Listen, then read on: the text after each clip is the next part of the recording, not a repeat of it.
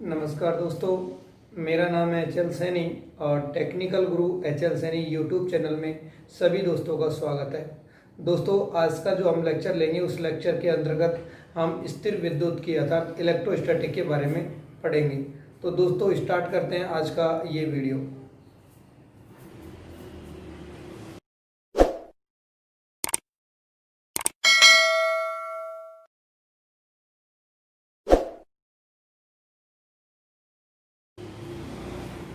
तो दोस्तों आज के वीडियो का हमारा जो टॉपिक है वो है स्थिर विद्युत की, जिसे अंग्रेजी की भाषा में कहते हैं इलेक्ट्रोस्टैटिक। तो सबसे पहले दोस्त अपन इसी बात को जानने की कोशिश करेंगे कि स्थिर विद्युत की होती क्या है, अर्थात स्थिर विद्युत की के अंतर्गत हम किसका अध्ययन करते हैं। तो दोस्तों स्थिर विद्युत्की के अंतर्गत हम आवेशों के बारे में अध्ययन करते हैं। यदि मैं इसको परिभाषा के रूप में बोलना चाहूँ तो भौतिक विज्ञान की वह शाखा जिसके अंतर्गत स्थिर आवेश तथा उनके प्रभावों का अध्ययन किया जाता है स्थिर विद्युत्की कहलाता है। देखो शब्दों से ही क्लियर है, स्थिर विद्युत्की मतलब भौतिक विज्ञान की वह शाखा जिसके अंतर्गत हम स्थिर आवेशों के बारे में अध्ययन करते हैं स्थिर विद्युत्की कहलाता है। दोस्तों स्थिर विद्युत्की के संबंध में वैज्ञानिक कूलाम ने हमें दो नियम दिए थे। तो दोस्तों सबसे पहले बात करेंगे हम कूलाम का प्रथम नियम। कूलाम का प्रथम नियम।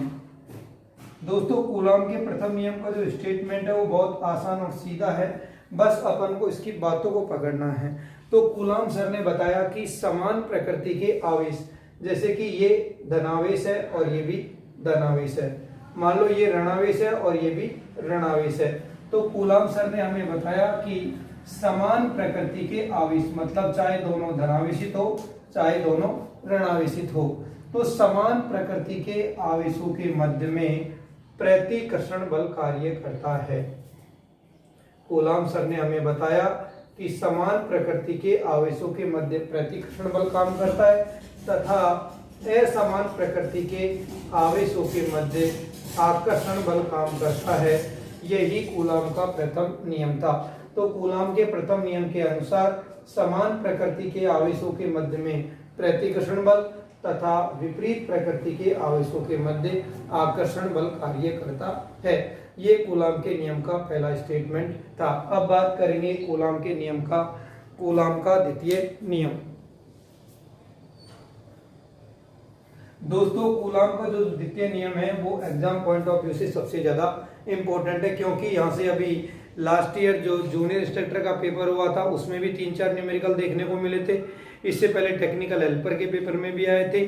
तो दोस्त ये टॉपिक जो कूलाम का दूसरा नियम है वो बहुत ही ज्यादा उपयोगी है। तो हम बात करेंगे अब कूलाम का द्वितीय नियम या सेकंड लॉ। तो दोस्तों इस नियम के लिए कुछ कंडीशन है, उन कंडीशनों का पहले पालन करना अति आवश्यक है। माना कि मेरे पास में एक आवेश है Q1 और दूसरा आवेश है Q2 तथा इन आवेशों के मध्य की दूरी क्या है R। तो वैज्ञानिक कूलाम के अनुसार जो ये आवेश होने चाहिए, जो आवेश Q1 और जो Q2 होने चाहिए, दोनों बिंदुवत आवेश होने चाहिए अर्थात बहुत ही छोटे आवेश होने चाहिए। तो पहली कंडीशन है कि आवेश बिंदुवत होने चाहिए। कैसे? स्थिर तथा बिंदुवत। दोस्तों जो आपका जूनियर इंस्ट्रक्टर का पेपर था उसमें पहला क्वेश्चन तो यही पूछा था कि कूलाम का नियम कहां पर लागू होता है। तो कूलाम का नियम स्थिर तथा बिंदुवत आवेशों पर ही लागू होता है। दोस्तों गतिशील आवेश पर कूलाम का नियम लागू नहीं होता है। क्यों नहीं होता है? क्योंकि जैसे ही आवेश गति करेगा तो उसके कारण धारा आएगी, जिसकी वजह से चुंबकीय क्षेत्र भी साथ में आएगा। तो दोस्तों केवल ये स्थिर तथा बिंदुवत आवेश पर ही कूलाम का द्वितीय नियम लागू होता है। तो मेरे पास में एक आवेश Q1 है और दूसरा आवेश Q2 है तथा इनके मध्य की दूरी R है। तो दोस्तों इन आवेशों के मध्य लगने वाला आकर्षण या प्रतिकर्षण बल, जिसे हम विद्युत बल भी कहते हैं। क्यों? क्योंकि ये आवेशों के बीच में या तो आकर्षण लगेगा, कब? जब दोनों आवेश विपरीत प्रकृति के होंगे, और इनके बीच में प्रतिकर्षण बल कब लगेगा? जब दोनों समान प्रकृति के होंगे। तो आवेशों के मध्य में लगने वाला आकर्षण या प्रतिकर्षण बल दोनों आवेशों के गुणनफल के समानुपाती होता है। तो एक आवेश Q1 है और दूसरा आवेश Q2 है, तो दोनों आवेशों के गुणनफल के क्या होता है, समानुपाती। कहने का क्या मतलब हुआ, यदि आवेशों का मान अधिक होगा तो इनके मध्य लगने वाला बल भी बढ़ेगा। दूसरा स्टेटमेंट ये है कि जो ये आवेशों के मध्य में बल लगता है, इनके मध्य की दूरी के वर्ग के विलोमानुपाती होता है। तो इनके मध्य की दूरी क्या है, r, और उसका वर्ग क्या है, r² का विलोम का मतलब 1 में कोई चीज का आना। तो आवेशों के मध्य की दूरी के वर्ग के व्युत्क्रमानुपाती होता है। तो इसका मतलब ये हुआ, यदि आवेशों के मध्य की दूरी बढ़ेगी तो उनके मध्य में लगने वाला बल घटेगा, और यदि आवेशों के मध्य की दूरी घटेगी अर्थात जब आवेश पास में होंगे तो उनके मध्य लगने वाला बल भी अधिक होगा। तो मेरे प्यारे दोस्तों, यदि दोनों बातों को एक साथ लिखूंगा तो मेरे पास आएगा F समानुपाती Q1 Q2 बटा r², अर्थात यहाँ पर F समानुपाती ऊपर आ गया Q1 Q2 और नीचे आ जाएगा r²। भौतिकी में जब जब अपन समानुपाती का चिन्ह हटाते हैं तो उसकी जगह एक स्थिरांक, एक नियतांक आता है। तो दोस्तों यहाँ पर जो नियतांक है उस नियतांक को बोलते हैं k। तो F बराबर k Q1 Q2 बटा r²। तो दोस्तों जो k है उस k का मान होता है 1/4 पाई एप्सिलॉन। यहाँ पर k का मान क्या होता है, 1/4 पाई एप्सिलॉन। दोस्तों ये E नहीं है, यह एप्सिलॉन है। दोस्तों एप्सिलॉन का मतलब होता है निरपेक्ष विद्युतशीलता, और एप्सिलॉन बराबर होता है एप्सिलॉन 0 एप्सिलॉन r। और जो ये एप्सिलॉन 0 है इसे बोलते हैं निर्वात की विद्युतशीलता। इस निर्वात की विद्युतशीलता का मान दोस्तों 8.854 गुणा 10⁻⁻12 फैरड प्रति मीटर या 10⁻⁹ बटे 36 पाई फैरड प्रति मीटर होता है। मैंने क्या बोला दोस्तों, एप्सिलॉन, इसे 0 बोलो चाहे एप्सिलॉन नॉट बोलो, यह निर्वात की विद्युतशीलता है जिसका मान 8.854 गुणा 10⁻⁻12 फैरड प्रति मीटर या 10⁻⁹ बटे 36 पाई होता है। दोस्तों जो निर्वात की विद्युतशीलता है उसका मात्रक फैरड प्रति मीटर होता है। यहाँ पर जो ये एप्सिलॉन r है इसे बोलते हैं आपेक्षिक विद्युतशीलता। आपेक्षिक का मतलब किसी दूसरे से संबंध करके, इसे बोलते हैं हम रिलेटिव परमिटिविटी। तो आपेक्षिक विद्युतशीलता दोस्तों ये नोट करने वाली बात है पढ़ते समय कि आपेक्षिक जो विद्युतशीलता है इसका कोई मात्रक नहीं होता है। तो दोस्तों यदि इस मान को मैं यहाँ पर रखूंगा तो F बराबर आ जाएगा दोस्तों Q1 Q2 बटे r² और K का मान हो जाएगा 1/4 पाई एप्सिलॉन 0 एप्सिलॉन r। कहां से लिख दिया, क्योंकि एप्सिलॉन का मान होता है एप्सिलॉन 0 एप्सिलॉन r। देखिए जरा इसको यदि मैं हल करके देखूंगा तो मेरे पास में क्या आएगा, देखो ये 4 पाई एप्सिलॉन 0 एप्सिलॉन r, 1/4 पाई की जगह 4 पाई। लेकिन मेरे प्यारे दोस्त एप्सिलॉन 0 का मान चाहे तो ये रखो चाहे ये रखो, तो मान कितना है मेरे पास में 10⁻⁹ बटे 36 पाई। तो कितनी बार कटेगा, 9 बार। तो 9 कहाँ चले जाएगा दोस्तों, ऊपर। तो k का मान कितना आ जाएगा हमारे पास में 9 और 10⁻⁹ ऊपर जाएगा तो प्लस का बटे एप्सिलॉन r। अर्थात जो हमारा बल का अंत में सूत्र आएगा वो आएगा 9 गुणा 10⁹ बटे एप्सिलॉन r Q1 Q2 बटे r²। कहने का मतलब यदि किसी माध्यम में दो आवेश रखे हैं तो उनके मध्य लगने वाला बल 9 गुणा 10⁹ बटे एप्सिलॉन r Q1 Q2 बटे r² होता है। दोस्तों ये जो बल है वो किसी माध्यम में, अभी माध्यम के रूप में कांच भी हो सकता है, अभ्रक भी हो सकता है, या और कोई भी पदार्थ हो सकता है। लेकिन यदि माध्यम के रूप में दो आवेशों के बीच में यदि वायु है अर्थात निर्वात है, तो दोस्तों निर्वात या वायु के लिए जो आपेक्षिक विद्युतशीलता है उसका मान 1 होता है। अर्थात जो हमारी आपेक्षिक विद्युतशीलता है उसका कम से कम मान 1 होता है, जो निर्वात या वायु के लिए होता है। यदि ये मान मैं यहाँ पर रखूंगा तो वायु या निर्वात में मेरा जो फॉर्मूला आएगा वो आएगा 9 गुणा 10 की घात 9। एप्सिलॉन आर की जगह कितना रख दूंगा दोस्तों 1, तो ये हो जाएगा 9 गुणा 10 की घात 9 Q1 Q2 बटा R स्क्वायर। तो देख रहे हो आप कि माध्यम में फार्मूला ये प्राप्त हो रहा है और वायु में ये प्राप्त हो रहा है। दोनों में मुख्य अंतर क्या है, सिर्फ एप्सिलॉन आर का।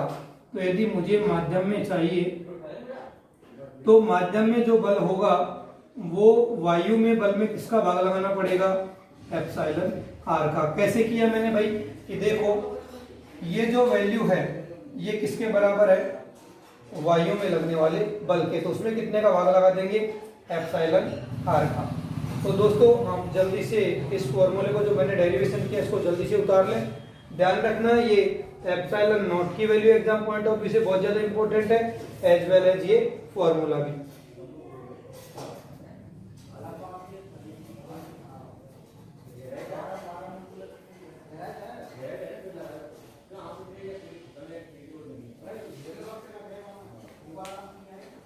हाँ तो दोस्तों आपने ये उतार लिया होगा।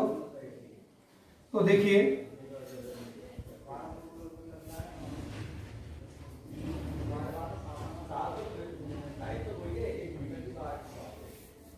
तो मेरे पास में अंत में जो चीज आई है वो क्या यही आई है क्या कि F बराबर K Q1 Q2 बटा R स्क्वायर। तो मैंने बात किया था कि कूलॉम का नियम कहाँ पर लागू होता है और कहाँ पर लागू नहीं होता है, उसको एक बार फिर से सुन लेते हैं कि कूलॉम का नियम केवल स्थिर एवं बिंदुवत आवेश पर ही लागू होता है।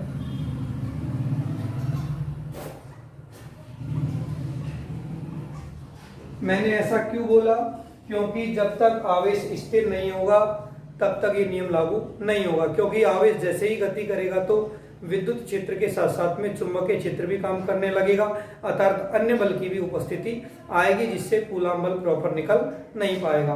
तो ये नियम केवल स्थिर एवं बिंदुवत आवेशों पर ही लागू होता है। जैसा कि आपको फॉर्मूले में दिख रहा है कि इसमें क्या हो रहा है, व्युत्क्रम वर्ग के नियम का पालन हो रहा है। व्युत्क्रम वर्ग का मतलब क्या है कि देखो एक बटे में भी चीज है और दूरी का वर्ग भी हो रहा है, अर्थात ये जो नियम है दूरी के व्युत्क्रम वर्ग के नियम का पालन करता है। लेकिन दोस्तों यदि किसी के मन में हो, दिमाग में सोच रहा हो कि सर ये इसको क्या नाभिक पे लागू कर सकते हैं क्या, तो दोस्तों जब दो आवेशों के मध्य की दूरी 10 की घात -15 मीटर मतलब हमारी परमाणु की त्रिज्या इससे कम या इसके बराबर होता है तो उस समय में कूलॉम का नियम कार्य नहीं करता। क्यों? क्योंकि वहां पर विद्युत बल के साथ साथ नाभिकीय बल भी कार्य करते हैं। तो ये कुछ 3 शर्तें हैं जहां पर हमें कूलॉम का नियम लागू करना चाहिए, अन्यथा कूलॉम के नियम से बल का मान ज्ञात करना नहीं चाहिए। दोस्तों अब हम स्थिर वैद्युत की अर्थात कूलॉम के दूसरे नियम से जुड़ा हुआ एक न्यूमेरिकल करेंगे जो कि जूनियर इंस्ट्रक्टर के एग्जाम में पूछा गया है। तो लिखिए ये क्वेश्चन।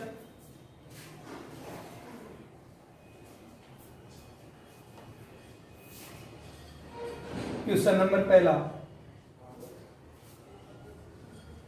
वायु में 2 माइक्रो कूलॉम तथा 3 माइक्रो कूलॉम के 2 आवेश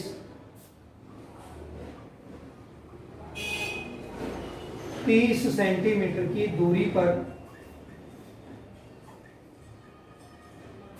रखे हुए हैं तो बताइए इन आवेशों के मध्य बल का मान क्या होगा। दोस्तों ये अनिष्ट अनुदेशक में पूछा गया था, सिर्फ मैंने जो संख्या है उसकी वैल्यू थोड़ी सी चेंज कर दी है। तो क्वेश्चन क्या था कि वायु में रखे हुए 2 माइक्रोफैरड तथा 3 माइक्रोफैरड धारिता के दो आवेश हैं, 2 माइक्रोकूलम तथा 3 माइक्रोकूलम के दो आवेश 30 सेंटीमीटर की दूरी पर रखे हुए हैं। तो माना कि मेरे पास में एक आवेश तो ये है जिसका मान है 2 माइक्रोकूलम और एक आवेश ये है जिसका मान है 3 माइक्रोकूलम। दोनों के जो मध्य की दूरी है वो है 30 सेंटीमीटर। पूछना चाह रहा है इनके मध्य बल का मान क्या होगा। तो दोस्तों वायु या निर्वात के लिए एप्सिलॉन आर का मान कितना होता है 1, इसलिए वायु में जो बल होगा वो होगा 9 गुणा 10 की घात 9 Q1 Q2 बटा आर स्क्वायर। हाँ जी, Q1 का मान कितना है 2 माइक्रो, और दोस्तों माइक्रो का मतलब होता है 10 की घात -6, तो Q1 का मान हो गया 2 गुणा 10 की घात -6 कूलम। बात करते हैं Q2 का मान क्या होगा, तो 3 माइक्रो, और माइक्रो का मतलब 10 की घात -6। और दोस्तों जो ये दूरी दे रखी है वो कितनी दे रखी है 30 सेंटीमीटर।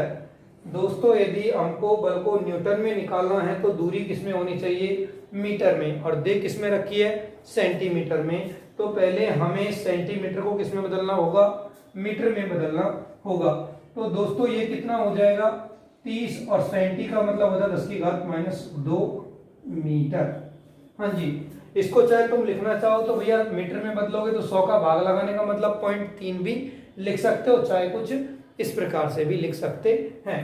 तो दोस्त अब जो हम बल ज्ञात करेंगे वायु में वो बल क्या होगा, तो देखिए 9 गुणा 10 की घात 9। Q1 का मान कितना दे रखा है, Q1 का मान 2 गुणा 10 की घात -6। बात करते हैं Q2 का मान क्या दे रखा है, तो 3 गुणा 10 की घात -6। नीचे क्या बोला है आर स्क्वायर।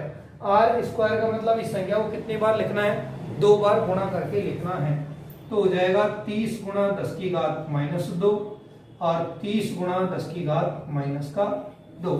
देखिए दोस्तों कि ये -2 और ये -2, तो देखो 1 0 और 2 0 की वजह से -2 कैंसिल हो गया, क्योंकि 2 0 का मतलब +2 और ये -2 क्या हो जाएगा कैंसिल। और 3 × 3 3 तिया 9, तो 9 से 9 क्या हो जाएगा कैंसिल हो जाएगा। दोस्तों 2 गुणा 3 करूंगा तो कितना आएगा 6, और -6 और -6 कितना हुआ -12, 10 की घात -12। ये कितना है दोस्तों 10 की घात +9। और दोस्तों नीचे की घात ऊपर जाएगी तो उसका क्या बदलेगा चिन्ह, तो -2 ऊपर जाएगा तो किसका हो जाएगा +2। तो देखो घात देखेंगे तो -12 +9 और +2, तो कितना बचेगा -12 +9 तो कितना बचेगा -1। तो 6 गुणा 10 की घात -1, और -1 का मतलब होता है एक अंक छोड़ के पॉइंट लगाना। तो दोस्तों आवेशों के मध्य में जो बल काम करेगा वो कितना करेगा 0.6 न्यूटन का बल कार्य करेगा। एक बार फिर से देख लीजिए दोस्त कि मेरे पास में 2 आवेश दे रखे हैं, 2 माइक्रोकूलम और 3 माइक्रोकूलम। माइक्रो का मतलब होता है 10 की घात -6, दूरी है 30 सेंटीमीटर, तो सेंटी का मतलब होता है 10 की घात -2। आपको याद होगा कि मिली सेंटी डेसीग्राम और डेका हेक्टा किलोग्राम। तो दोस्तों सेंटी का मतलब होता है 10 की घात -2। तो यहाँ रखेंगे तो 9 गुणा 10 की घात 9, Q1 का मान 2 गुणा 10 की घात -6 और Q2 का मान 3 गुणा 10 की घात -6। दोस्तों वर्क करने का मतलब संख्या को 2 बार गुणा कर दिया, तो देखो 1 और 1 2 0 प्लस में आएगी तो माइनस के 2 कैंसिल, और 3 गुणा 3 करूंगा तो 9 और 9 से 9 कट जाएगा।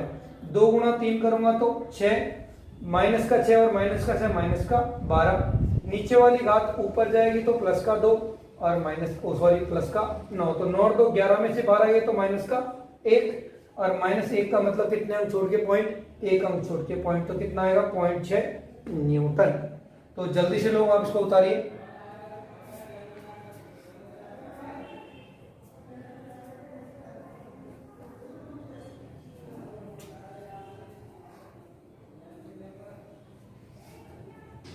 हाँ जी, आप लोगों ने शायद उतार लिया होगा दोस्तों। और दोस्तों ये भी थोड़ा ध्यान रखा करो कि यदि आपको ये वीडियो सीरीज पसंद आ रही है तो इसे लाइक, शेयर और जो बंदे नए हैं उसे सब्सक्राइब करना ना भूलें। और जिन बंदों को नोटिस नहीं आता है तो वो बेल आइकन को प्रेस करके रखें। कई बच्चों की मेरे को शिकायत आती है कि सर आपके वीडियो का पता ही नहीं लगता है, तो एक्चुअल में आपने सब्सक्राइब कर रखा होगा लेकिन बेल आइकन प्रेस नहीं कर रखा होगा। तो सब्सक्राइब के बटन बगल में ही बेल आइकन का बटन है, उसको प्रेस करके रखो ताकि आने वाला जो नया वीडियो है उसकी इंफॉर्मेशन आपको तुरंत मिल जाए।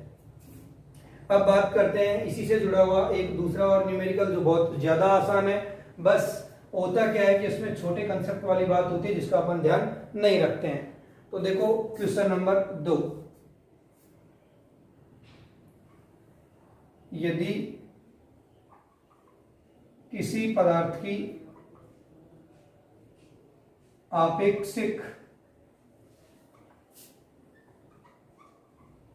विद्युतशीलता, आपेक्षिक विद्युतशीलता को दोस्तों अंग्रेजी में क्या कहते हैं? Relative permittivity. आपेक्षिक विद्युतशीलता 10 है तो बताइए निरपेक्ष विद्युतशीलता का मान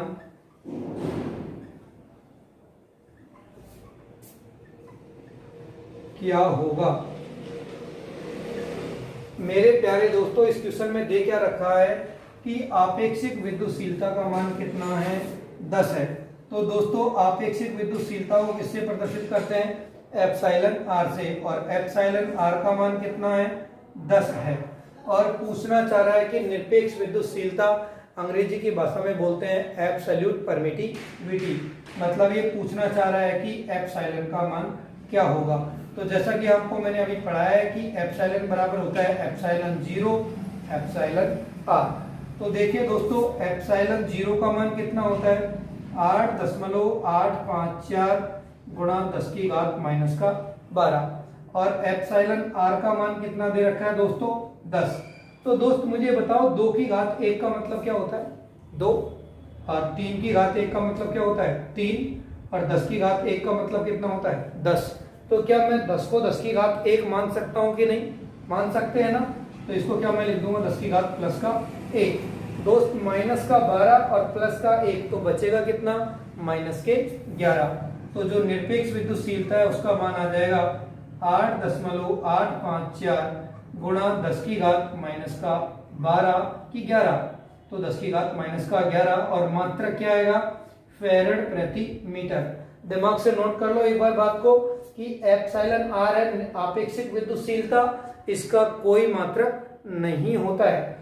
जबकि निरपेक्ष विद्युतशीलता और निर्वात की विद्युतशीलता का मात्रक क्या होता है? फैराड प्रति मीटर। तो जो निर्वात की विद्युतशीलता उसका मान कितना होता है? 8.854 गुणा 10 की घात माइनस के 12।